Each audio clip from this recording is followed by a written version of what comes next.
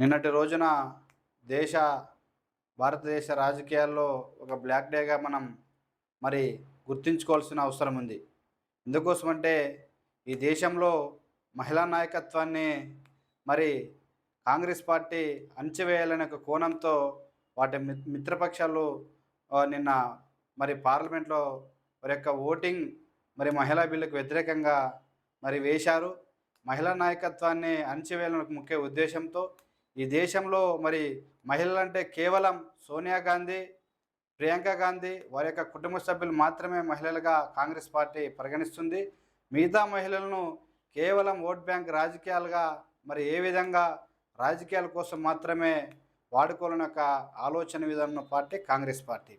మన దేశ ప్రధానమంత్రి శ్రీ నరేంద్ర మోదీ గారి నాయకత్వంలో మరి ఈ దేశంలో 33% మహిళా బిల్లును రిజర్వేషన్ను అమలుపరిచి నారీ శక్తి వందన్ అనే ఒక నినాదంతో మరి మన దేశ మహిళలకు న్యాయం చేయాలని మన నరేంద్ర మోదీ గారి గొప్ప సంకల్పంతో ముందుకొస్తే ఎక్కడ భారతీయ జనతా పార్టీకి నరేంద్ర మోదీ ప్రభుత్వానికి ఎన్డీఏ కూటమికి మంచి పేరు వస్తుందని ఒక అసూయతో ఈరోజు మహిళా బిల్లును అడ్డుకొని పైశాచిక ఆనందం పొందుతుంది కాంగ్రెస్ పార్టీ వాటి యొక్క మిత్రపక్షాలు సోదరులారా.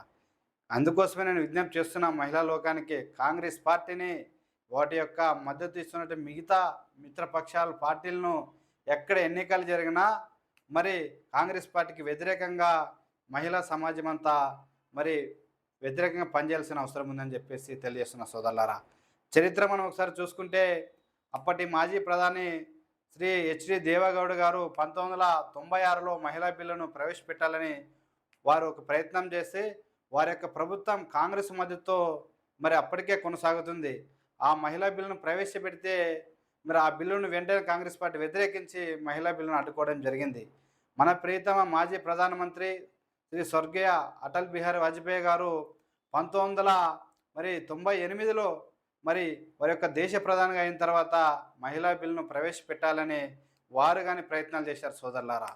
ఆ విధంగా మరి 2002, 2003లో మరి మనకి ఎంపీల సంఖ్య తక్కువ ఉండడం ద్వారా ఆ రోజు ఆ బిల్లును కాంగ్రెస్ పార్టీ మరి మహిళా బిల్లును అప్పటి నెల ఇప్పటి వరకు వ్యతిరేకిస్తూ మహిళా నాయకత్వాన్ని చట్టసభలో మహిళలు ఉండరాదు, వారసత్వ రాజకీయాలు మేము మాత్రమే ఉండాలని ఒక కులహంకారంతో ఈరోజు ఈ దేశ ప్రజల్లో ఉన్నటువంటి మహిళలందరినీ ఈ దేశంలో సగానికి ఉన్నటువంటి మహిళా నాయకత్వాన్ని అణచివేయాలని మరి 50% ఉన్న మహిళలను రాజకీయంగా ఎదగకూడదు, రాజకీయాల్లోకి రాకూడదు, వాళ్ళు కేవలం మరి ఇంట్లో ఉన్నటువంటి గృహిణులుగా మాత్రమే ఉండాలి తప్ప ఈ యొక్క చట్టసభల్లో మరి ప్రజలకి తీసుకొని నిర్ణయాల్లో భాగస్వాములు వారు కారదని చెప్పేసి కాంగ్రెస్ పార్టీ యొక్క కుటిల ప్రయత్నాన్ని మనం ఈరోజు బట్టబయలైంది.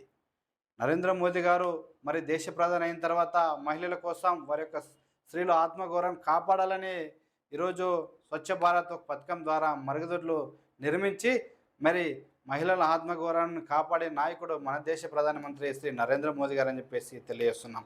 అలాగే మరి ఉజ్వల్ గ్యాస్ కనెక్షన్ ద్వారా కోట్లాది మంది దేశంలో ఉన్న మహిళలందరికీ ఉచిత గ్యాస్ కనెక్షన్లు ఇచ్చి వారి యొక్క కష్టాలను తీర్చిన నాయకుడు నరేంద్ర మోదీ గారు అని చెప్పేసి నేను తెలియజేస్తున్నా. అలాగే ముద్ర ఏదైతే యోజన ద్వారా మరి రుణాలు వాళ్ళు కల్పించి వారి యొక్క ఆర్థిక శక్తిని పెంచిన నాయకుడు నరేంద్ర మోదీ గారు అని చెప్పేసి నేను తెలియజేస్తున్నా. నిజంగా కాంగ్రెస్ పార్టీకి మహిళల పట్ల చిత్తశుద్ధి ఉంటే 33% రిజర్వేషన్ను మీరు ఎందుకు అడ్డుకుంటున్నారా అని చెప్పేసి మేము అడుగుతున్నాం. గతంలో 50 సంవత్సరాలు ఈ దేశాన్ని పరిపాలించిన కాంగ్రెస్ పార్టీ ఎందుకోసం బిల్లు తీసుకురాలేదు?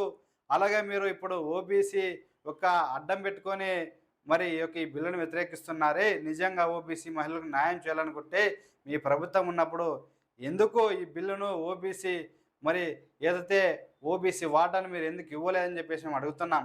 మీ యొక్క కోణం విధానం కేవలం ఓట్ల కోసమే తప్ప ఈ దేశంలో అన్ని వర్గాలకు మంచి చేయాలి, అణగారిన వర్గాలని రాజకీయంగా ముందుకు తీసుకురావాలని చెప్పేసి ఆలోచన విధానం కాంగ్రెస్ పార్టీకి మొదటి నెల లేదు.